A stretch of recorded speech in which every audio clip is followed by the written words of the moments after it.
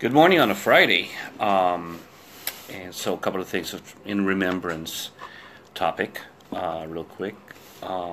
First up, I'd like to say my condolences and respects to the passing of one of the luminaries of Filipino martial arts, the art that I do, Grandmaster Richard Bustillo. I never had the pleasure to meet the master himself, but I've definitely trained and met a lot of the students that studied under him. As a matter of fact, my first exposure was from a guy who studied in his academy.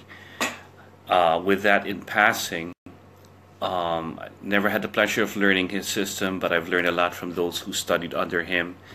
And you celebrate his legacy that he leaves behind.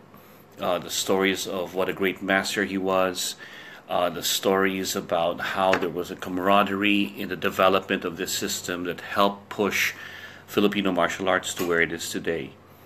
I've heard so many stories of his accomplishments and how he studied with other teachers that I studied under or was exposed to.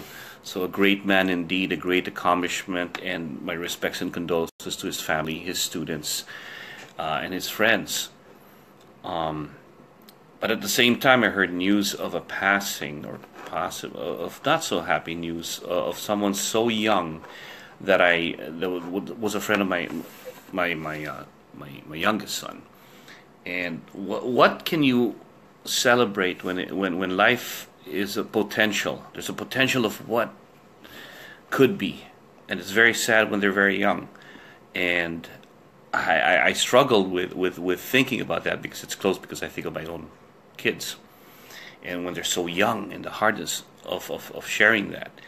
And the only thing I can come up with is it reminds me to think about those that are left behind, not those who pass, but the constant reminder of those that are around you, and that you have to love them and celebrate them, because that's what makes your life beautiful.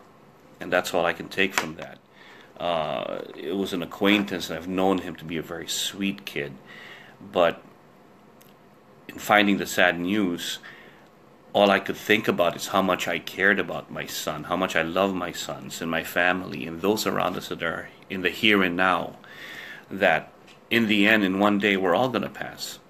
We're all going to pass. And you have to accept that. And what you can only do for that is, when you accept that, you celebrate and count your blessings for what you have today. And that's when you realize, hey, it's been a great ride, because I can thank all the people that are here and now, and I can remember all that have gone. And that's all I can say. If you're a person of faith, you have that to run to. It's one of the great things that people always have within themselves, especially the older you question your existence. But I always think about it like this is my lifespan. Who knows where this point will be? It could be tomorrow and it's done, or it could be 100 years from now. But no matter what, this is all I've got. But every notch that I have in here are experiences with people who've made this complete, and it's because of them that I have this. There are bumps along the road, and there are smooth rides along the way, but in the end, this is all it's going to be, this is all it's going to ever be, and this is all I'm going to leave behind. So I might as well try to make the best of it, accept it for what it is, and celebrate the good things as well as the bad, because it completed the whole picture.